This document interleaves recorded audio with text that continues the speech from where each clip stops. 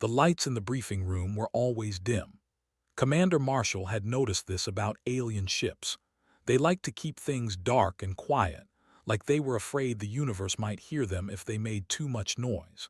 He sat in a chair that was clearly not designed for human bodies, his long legs stretched out in front of him, arms crossed over his chest. Around him sat beings from a dozen different worlds. Some had scales, some had fur. One looked like a walking mushroom with eyes. Another was basically a floating jellyfish in a water tank on wheels. Had stopped being surprised by alien appearances about 2 weeks ago. Now he just nodded at them like they were at any normal office. The ship was called the Starward Dawn, and it belonged to the Galactic Coalition. Had learned that the Coalition was basically a big alliance of alien species who had banded together, because there was an even bigger, meaner group of aliens called the Dominion trying to conquer everyone. Humanity had been invited to join the Coalition about 6 months ago, right after they had made first contact. Apparently, the aliens had been watching Earth for a while and decided humans might be useful in the war. Was not sure if that was a compliment or not. Beside him sat Lieutenant Amy, a short woman with dark hair tied back in a tight bun. She was checking her fingernails like she was bored. On his other side was Sergeant Danny, a big man with a shaved head and a jaw that looked like it could take a punch from a truck. Danny was cleaning his teeth with a small piece of metal, completely relaxed. The alien at the front of the room was named. He was from a species called and he looked like a giant praying mantis mixed with a cockroach. His body was covered in hard black plates, and his eyes were made of hundreds of tiny lenses that reflected the light in strange ways.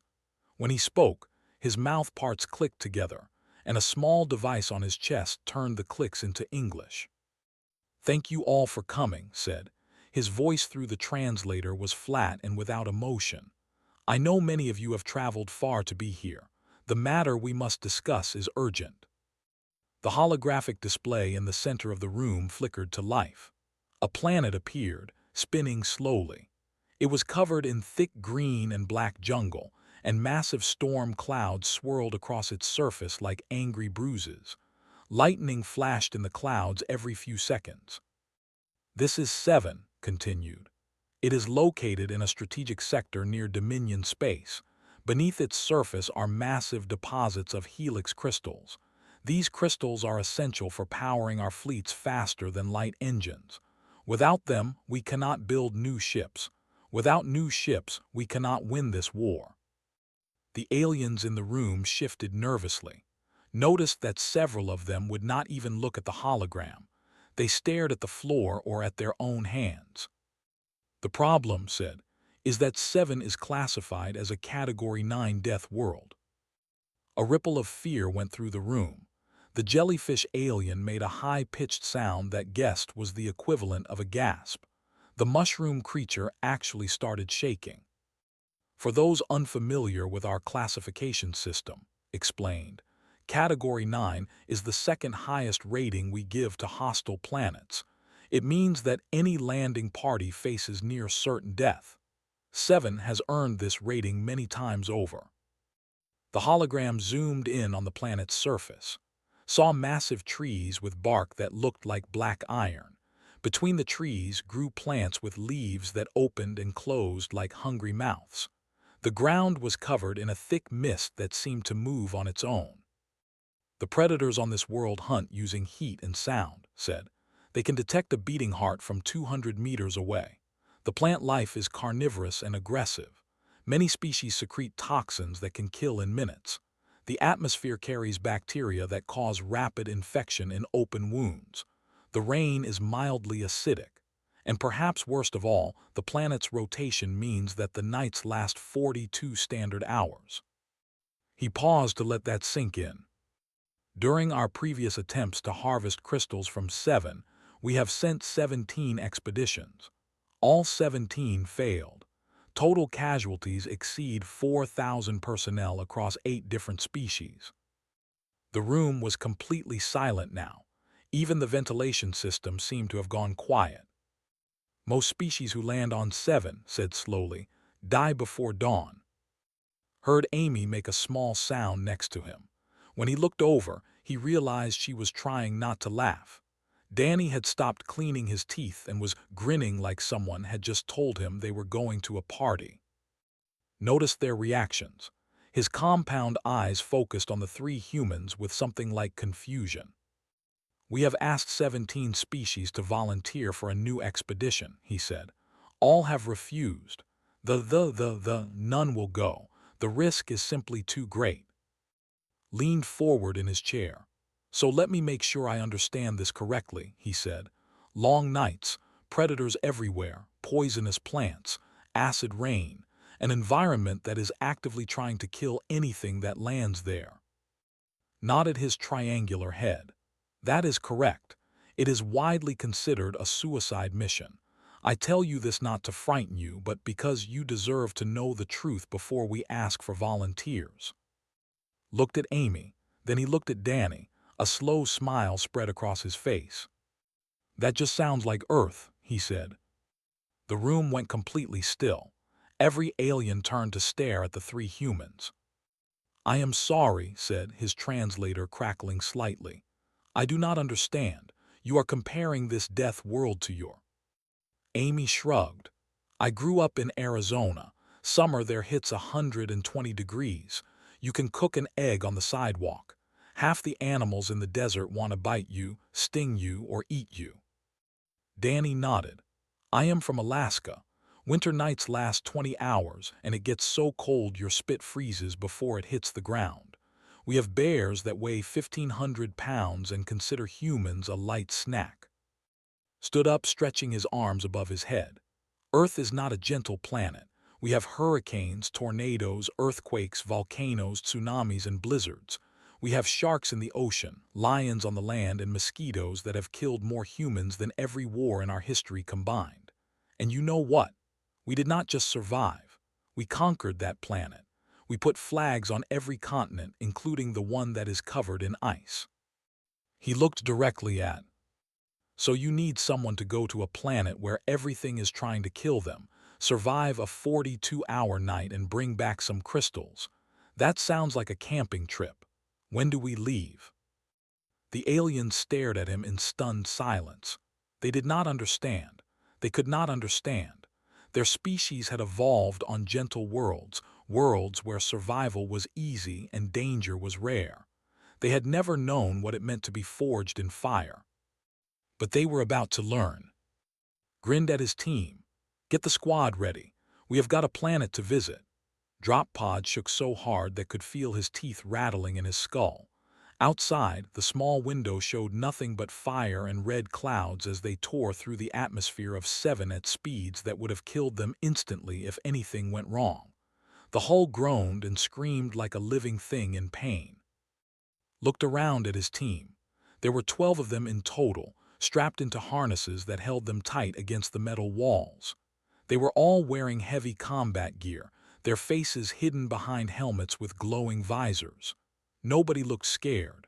A few of them were actually sleeping, their heads nodding against their chest plates as the pod bucked and twisted. Sergeant Danny sat across from, his massive frame barely fitting in the harness. He was checking his rifle with practiced hands, making sure every part was clean and ready. Next to him was Corporal Nick, a young man with dark eyes and a quick smile. Nick was the member of the team, but he had already proven himself in 2 combat missions. Lieutenant Amy was going over the mission plan on a small tablet, her eyes scanning the terrain maps they had been given. Private Heather sat beside her, a tall woman with red hair who had been a teacher before joining the military. She was humming quietly to herself, a song did not recognize. Corporal Gray and Private Laura were near the back of the pod, checking the equipment bags. They worked together in perfect silence, communicating with small nods and hand gestures. They had been partners for 3 years and knew each other better than most married couples. The rest of the team filled the remaining seats. Private Sam Porter, a former mechanic who could fix anything with enough duct tape and determination. Private Vance, their medic, who had once kept a man alive for 6 hours with nothing but a sewing needle and some fishing line. Private Jake, the team's explosives expert, who loved his job a little too much.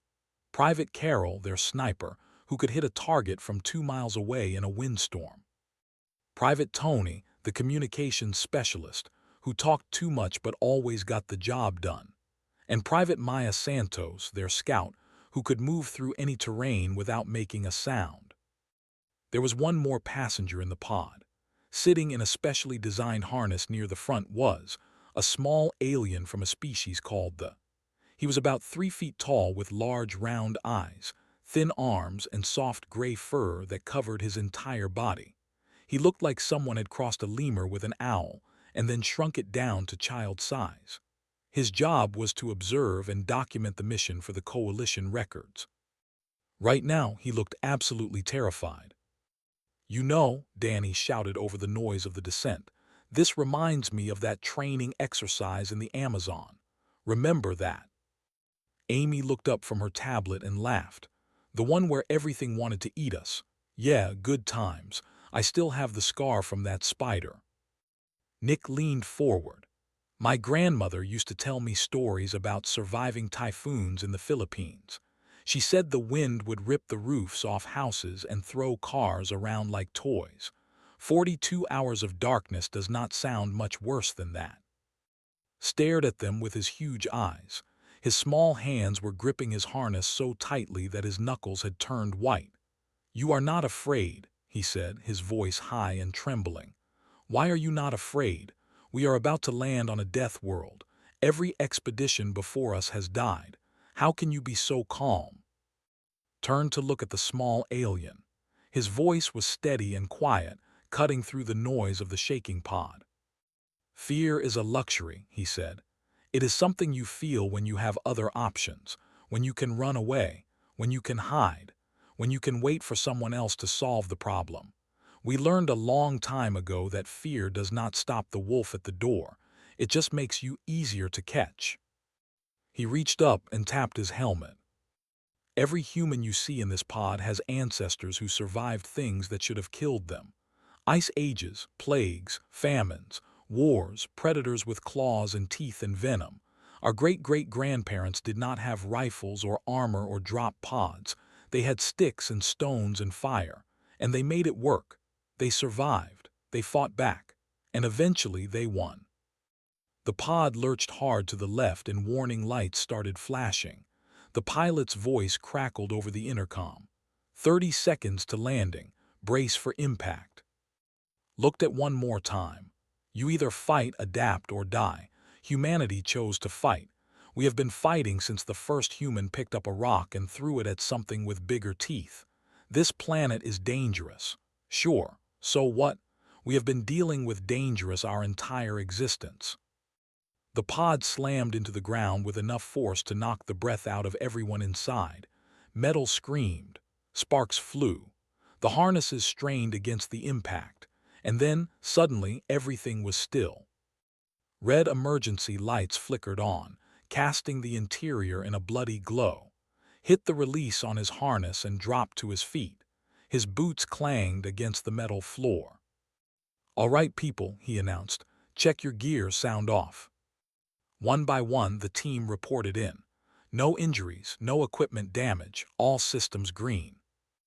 Danny moved to the hatch and slammed his fist against the release button. There was a hiss of pressure, and then the door blew outward, crashing into the jungle floor.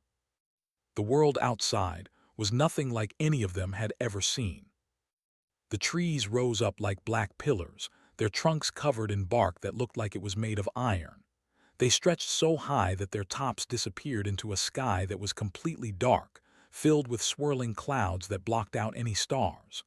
Bioluminescent fungi grew on every surface, glowing in shades of blue and green and purple. The light they gave off was enough to see by, but just barely. Everything was shadows and movement. The air was thick and warm and smelled like rotting vegetation mixed with something metallic. In the distance, something howled. It was a long, low sound that seemed to come from everywhere at once.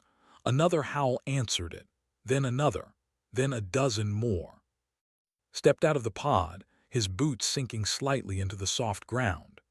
He looked around slowly, taking in the alien jungle with calm eyes.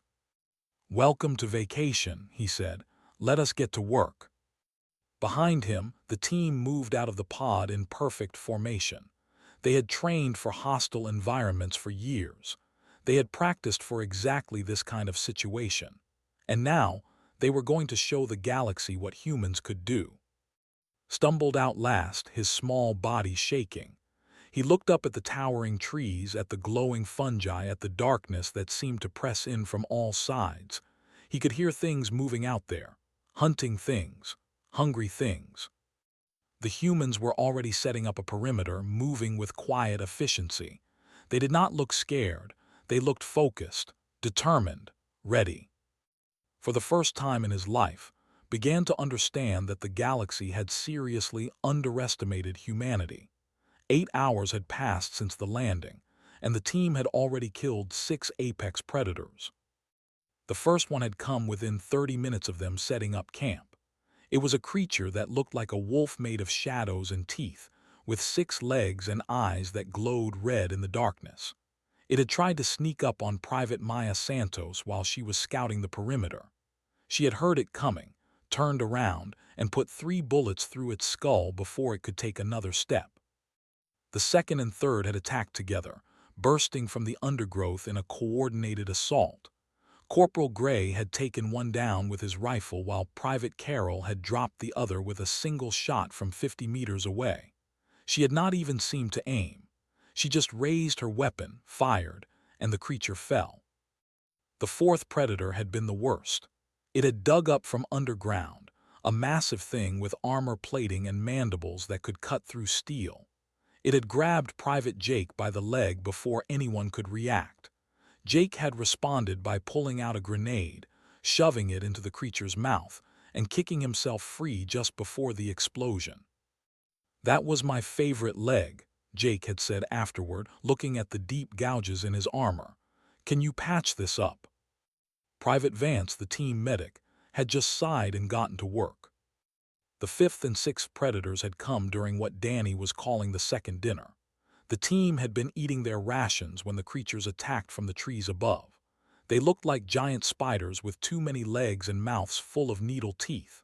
Had killed one with his combat knife, driving the blade up through its head while it tried to bite through his helmet. Danny had crushed the other one with his bare hands, smashing it against a tree trunk until it stopped moving. Now the camp was quiet, relatively speaking. The team had fortified their position with everything they could find. They had set up motion sensors around the perimeter. They had dug trenches and built barriers from fallen trees. They had created kill zones and escape routes and backup plans for their backup plans. Sat near the center of the camp, wrapped in a thermal blanket and shaking like a leaf. He had spent most of the last 8 hours writing in his observation log, his small hands moving frantically across the screen. He had never seen anything like this. He had never imagined anything like this. Private Heather walked over and sat down beside him. She was holding a small medical kit and had a bandage wrapped around her forearm. There were 3 parallel gashes in the bandage, leaking dark blood. "What happened to you?" asked, his voice barely above a whisper. Heather looked down at her arm and shrugged. "One of those spider things got me before I could shoot it. No big deal. The bleeding stopped already." "You killed it with your hands?" "Yeah, bashed its head in with a rock." She started cleaning the wound with antiseptic, not even wincing at the sting. "Reminded me of the time I found a rattlesnake in my classroom back in Texas. Had to grab it behind the head and throw it out the window before the kids panicked." Stared at her. "You were a teacher?" "Yep, high school biology. Coached the softball team too." She smiled at some memory. "You know what is funny? Dealing with 30 teenagers every day for 5 years is honestly harder than this. At least these monsters are predictable. Teenagers are chaos." She finished bandaging her arm and stood up, checking her rifle. "Get some rest if you can, little guy. It is going to be a long night." Elsewhere in the camp, Corporal Gray and Private Laura were working together to set new traps around the perimeter. They moved in perfect silence, their hands working with the speed and precision of people who had done this 1,000 times before. Laura would dig a small hole, would place the trap, and then they would move on to the next spot. They did not need to speak. They knew each other too well for that. A glance, a nod, a small gesture with 2 fingers, that was all they needed. The jungle around them was full of sounds, growls and howls and strange clicking noises that seemed to come from nowhere and everywhere at once. Things were watching them from the shadows, hungry things, but the traps would help. They always did.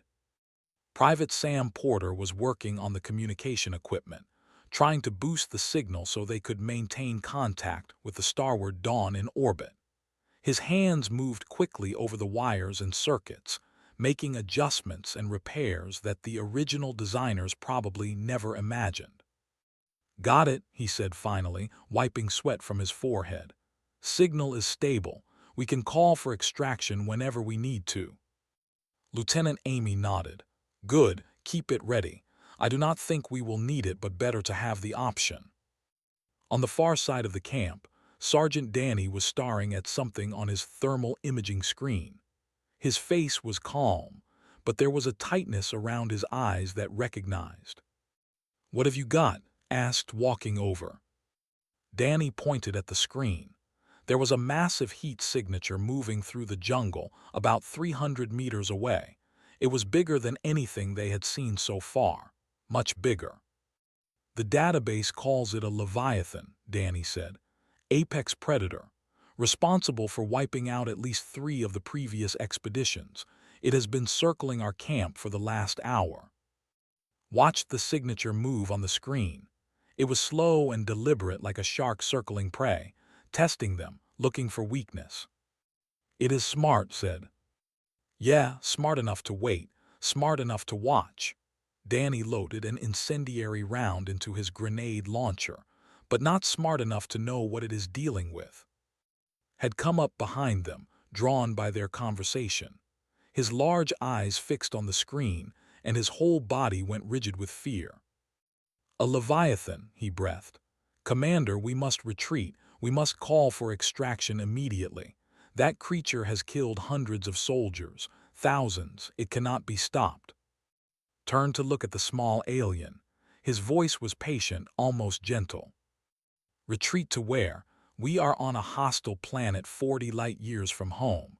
The only ship in orbit is waiting for us to complete our mission. There is nowhere to run. There is no one coming to save us." He checked his rifle, making sure it was loaded and ready. Retreat has never been something humans are good at anyway. We have this saying back on Earth. When your back is against the wall, you fight. You fight with everything you have. And you do not stop fighting until you win or you die. The thermal signature on the screen had stopped moving. It was closer now, maybe 200 meters. The jungle had gone quiet around them. "Here it comes," Danny said. Stood up and faced the darkness. "Let it." The Leviathan burst from the jungle like a nightmare made flesh. It was 15 feet tall and 30 feet long, covered in armored plates and spines. Its head was a mass of teeth and eyes, and its roar shook the ground beneath their feet. It moved faster than something that size should be able to move, crossing the distance in seconds. The team opened fire. Bullets sparked off its armor. Grenades exploded against its hide. It did not stop. It did not slow down. It kept coming, driven by hunger and rage and something that might have been pure hatred. Stood his ground. He had faced death before, many times. This was just another Tuesday. "Target the joints," he shouted. "Eyes, mouth, anything soft." The battle lasted 9 minutes. 9 minutes of chaos and fire and blood. The Leviathan killed nothing. The humans killed everything. When it finally fell, crashing to the ground with a sound like a building collapsing, the team stood around its body in silence. They were breathing hard. Some of them were bleeding, but they were all alive. Danny walked over to the massive corpse and kicked it once to make sure it was dead. "Nice armor," he said. "Think we can use the hide for rain protection." laughed, the sound echoing through the now silent jungle. Behind them was writing in his observation log with hands that would not stop shaking. His report was going to change everything the Coalition knew about humans. Everything, 39 hours into the endless night, and the team had done the impossible. They had not just survived, they had thrived. The mission quota called for 50 kilograms of helix crystals. They had collected over 150 kilograms, 3 times what was needed, 3 times what anyone had ever expected. The cave system where they found the crystals had been guarded by a nest of creatures that looked like scorpions made of stone. There were dozens of them, each one the size of a large dog, with stingers that dripped a venom capable of killing in seconds. The Coalition database had listed them as impossible to defeat in large numbers. The humans had defeated them in 45 minutes. Private Jake had used controlled explosions to collapse the entrance tunnels, funneling the creatures into narrow passages where they could only come one at a time. Corporal Gray and Private Laura had held the main, their rifles never stopping. Private Carroll had picked off any that tried to climb the walls and attack from above. And when the ammunition started running low, the team had switched to knives and improvised weapons in their bare hands. By the end, the cave floor was covered in broken stone bodies, and not a single human had died. Now the crystals were packed in specially designed containers, ready for transport.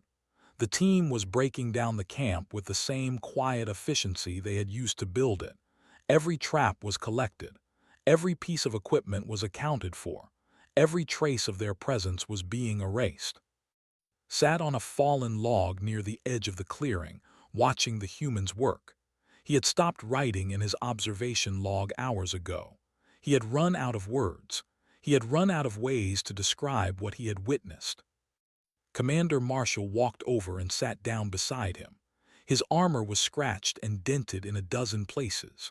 There was dried blood on his gloves that was not his own, but his eyes were calm and tired in the way of a man who had done hard work and was proud of it. "You doing okay, little guy?" asked. Looked up at him. The small alien's fur was matted with sweat and jungle moisture. His large eyes were bloodshot from lack of sleep. He had been awake for the entire 39 hours, unable to close his eyes for even a moment. "I do not understand," said finally. His voice was hoarse and cracked. "I have studied hundreds of species. I have read thousands of reports. I thought I understood what makes a successful species. Strong bodies, natural weapons, defensive abilities, environmental advantages." He gestured at the humans around him. "Your species has none of these things. You are soft. You are slow. You have no claws, no fangs, no venom. Your senses are weak compared to most predators. By every measure the Coalition uses to evaluate species, you should have gone extinct millions of years ago." Nodded slowly. "You are not wrong. On paper, humans should not exist. We were the underdogs from the very beginning." "Then how?" asked. "How did you survive long enough to reach the stars? How did your species not die in the first generation?" Was quiet for a moment, watching his team work. Private Heather was helping Private Vance with a last-minute bandage change. Sergeant Danny was showing Corporal Nick how to properly secure the crystal containers. Lieutenant Amy was doing a final check of the perimeter. "Earth is not a gentle world," said finally. "It never was. When our species first appeared, we were small and weak and scared. There were predators everywhere that saw us as nothing more than easy food. Saber-toothed cats, giant bears, wolves that hunted in packs. We did not have fangs or claws to fight back. We did not have armor or shells to hide in. We did not have speed to run away." He picked up a small rock from the ground and turned it over in his hand. "But we had this," he said, tapping his temple. "We had brains that could solve problems. We learned to make tools. We learned to make weapons. We learned to work together, to communicate, to plan. A single human is nothing special, but a group of humans working toward the same goal, that is something else entirely." He threw the rock into the jungle, watching it disappear into the darkness. We survived ice ages that covered half our planet in glaciers. We survived supervolcanoes that blocked out the sun for years. We survived plagues that killed half our population. We survived each other, which was sometimes the hardest thing of all. Every generation of humans that has ever lived has faced extinction, and every generation has found a way to keep going. Listened in silence, his observation log forgotten in his lap. For most of human history, continued, die by dawn was just a normal night. Our ancestors slept in caves and trees, knowing that something might try to eat them before morning. They woke up every day not knowing if they would find food, not knowing if their children would survive, not knowing if they would see another sunrise. And they kept going anyway. They kept fighting. They kept pushing forward. He looked down at the small alien beside him. That is what humans are. We are the descendants of 10,000 generations of survivors. The weak ones died. The cowards died. The ones who gave up died. Everyone you see here carries the blood of the ones who refused to stop. The ones who looked at impossible odds and said not today. A faint light was beginning to appear on the horizon. The first light had seen since landing on this world. The endless night was finally coming to an end. The dawn whispered, "We made it to dawn." Smiled, it was a tired smile but a genuine one. "We always do." Lieutenant Amy walked over, her tablet in hand. "Extraction shuttle is inbound, 20 minutes. Stood up and stretched, his joints popping after hours of tension. "Good. Get everyone ready. I want us off this rock before whatever is left in that jungle decides to make one last try." He offered a hand, too. The small alien looked at it for a moment, at those 5 strange fingers, at the strength hiding in that soft human skin. Then he reached out and took it. Pulled him gently to his feet. "Come on, little guy, let us get you home." As they walked toward the landing zone, looked back at the jungle one last time. The bioluminescent fungi were starting to fade as the light grew stronger. The sounds of predators were quieting. The world that had tried so hard to kill them was retreating into the shadows. He thought about all the expeditions that had come before, all the species that had tried and failed, all the lives that had been lost on this world. They had all had advantages that humans did not have: natural weapons, enhanced senses, armored bodies, and they had all died. The humans had none of those things. They had only each other, only their training and their determination and their absolute refusal to accept defeat, and that had been enough. Understood now why the coalition had been so eager to recruit humanity. It was not because humans were strong or fast or had special abilities. It was because humans had been forged in fire from the very beginning. Their entire history was one long survival story. One unbroken chain of ancestors who had looked at certain death and said no. He looked at Commander Marshall walking ahead of him, at the tired human who had led his team through 42 hours of hell without losing a single person. These creatures had been forged in fire, and they burned brighter than any star. 1 month had passed since the mission to 7. The Galactic Coalition High Council chamber was the largest room had ever stood in.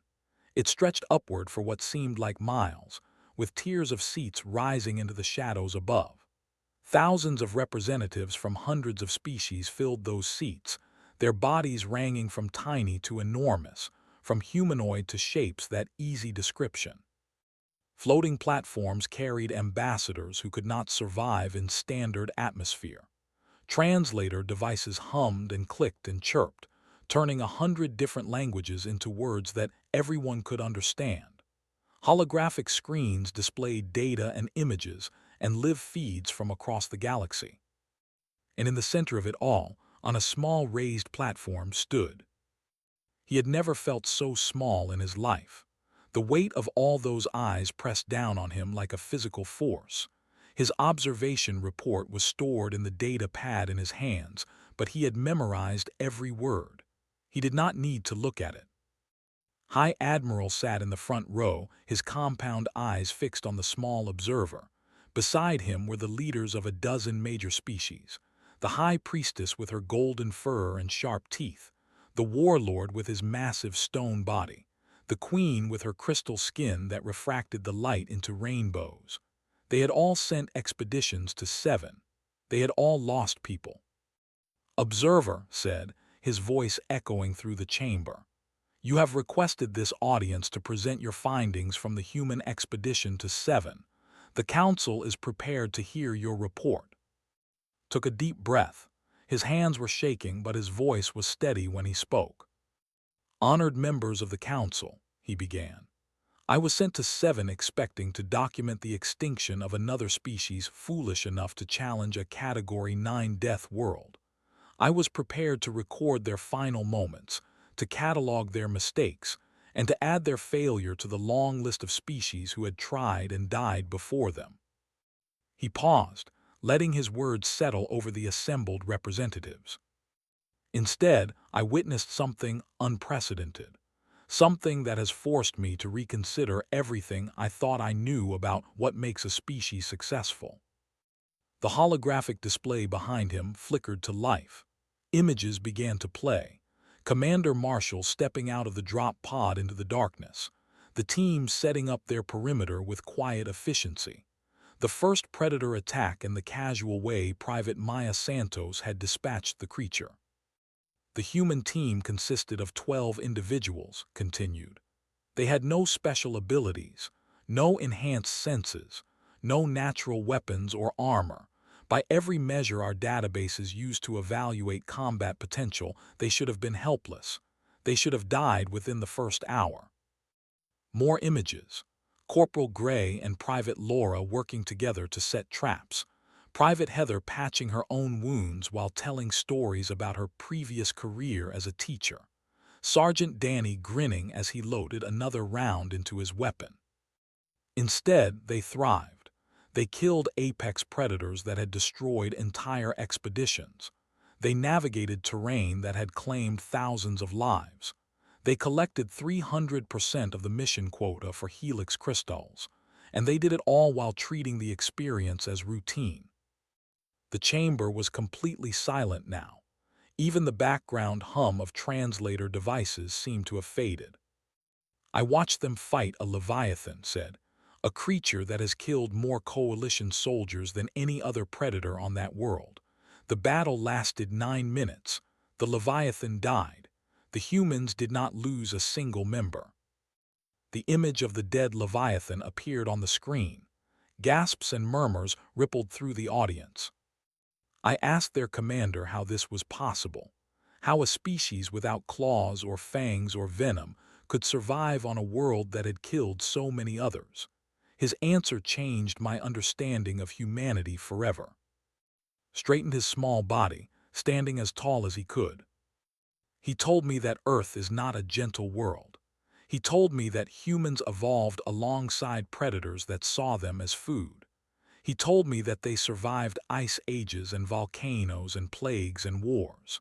He told me that for most of human history, dying before dawn was just an ordinary night.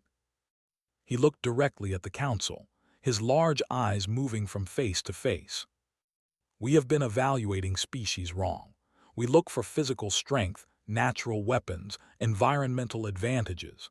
We assume that successful species must have some inherent trait that makes them superior. But the humans have none of these things. What they have is something else entirely." "And what is that?" the High Priestess asked, her voice sharp with curiosity. "Stubbornness," said. "Refusal, the absolute rejection of defeat. Every human alive today is descended from thousands of generations of survivors. The weak ones died. The cowards died. The ones who gave up died. What remains is a species that has been refined by hardship until nothing is left but pure determination." He pressed a button on his data pad and the holographic display changed. It now showed Commander Marshall standing at the edge of the camp as dawn broke over Seven. His armor was battered and blood-stained. His face was tired, but his eyes were calm and steady, looking out at a world that had tried to kill him and failed. When I asked him how humanity had survived there, he told me something I will never forget. He said, "We did not survive Earth. We conquered it. And then we got bored and looked up at the stars." The chamber erupted in whispers and murmurs.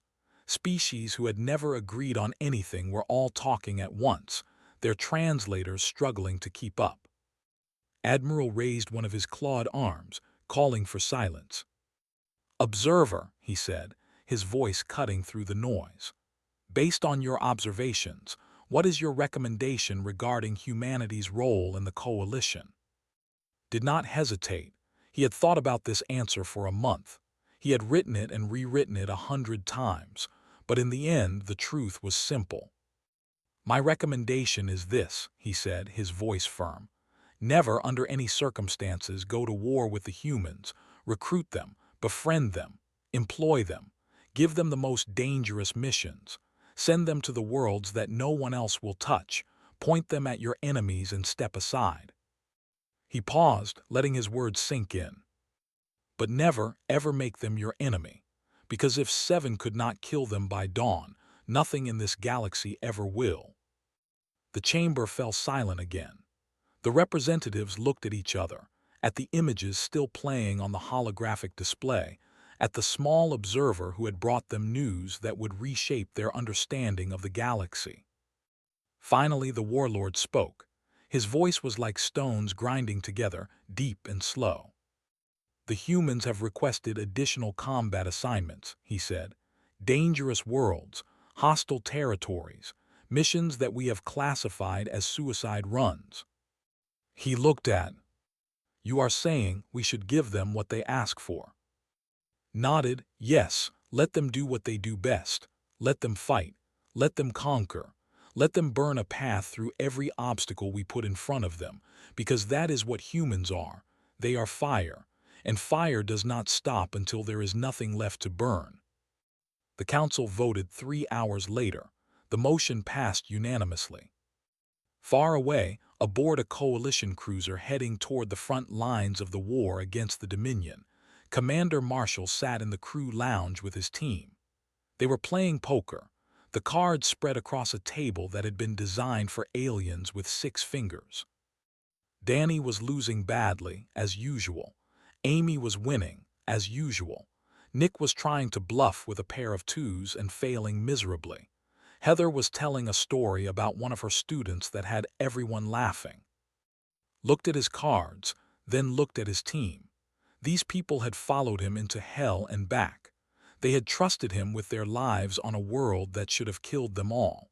And now they were heading toward a war that the coalition had been losing for decades. He smiled. They had survived another day, another mission, another impossible situation that turned out to be just another Tuesday. And tomorrow they would do it all again. Because that was what humans did. They survived. They conquered. And they never, ever stopped.